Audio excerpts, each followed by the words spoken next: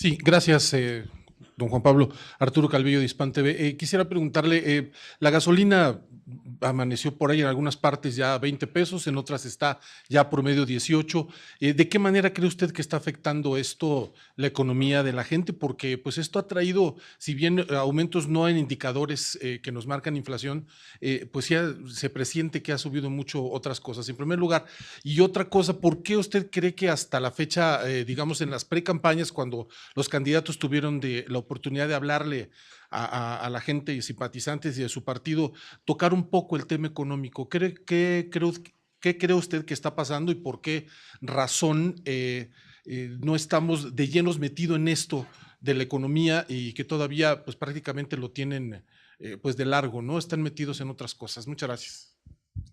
Sí, la inflación aún sigue bajando, ¿no? La inflación en la última quincena, en el último reporte, trae ya un 5.05% del casi 7 que estábamos hace unos meses, al final del año pasado.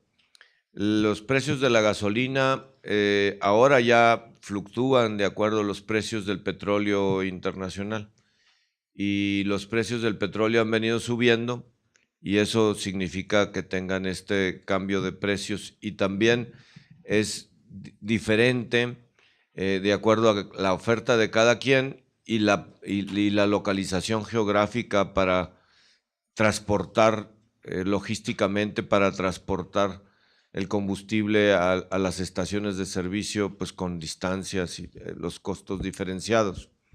Si el precio del petróleo empieza a bajar, la gasolina también empezará a bajar.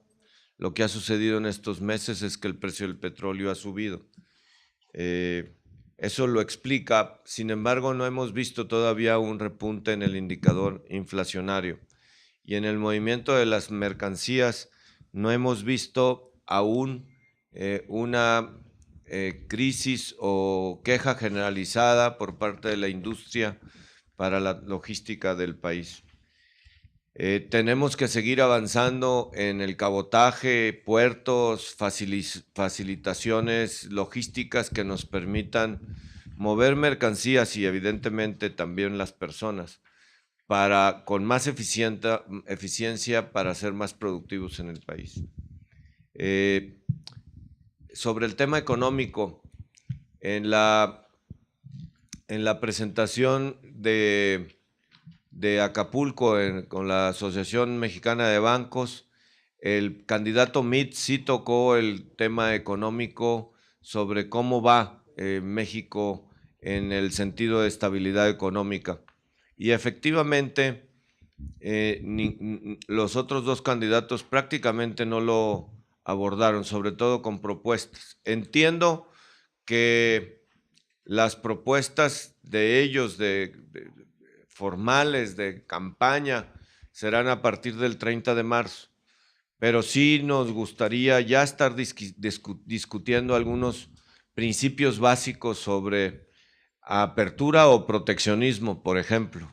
Por eso uno de los temas de esta conferencia de prensa, porque nosotros vamos por apertura, competitividad, política pública que facilite e impulse a los emprendedores y pequeñas empresas para que puedan salir hacia afuera, una política que permita crecimiento económico a través del crecimiento de las personas, de los emprendedores, de las pequeñas empresas, y que el incremento de impuestos consecuente de un crecimiento económico se canalice eficientemente en un gobierno eficiente, y por eso queremos ver propuestas que se fundamenten en gobiernos eficientes y que se explique cómo se va a poder ahorrar sin combatiendo la corrupción, y cómo se va a poder generar nuevos proyectos de gasto sin que se aumente la deuda. Nos preocupa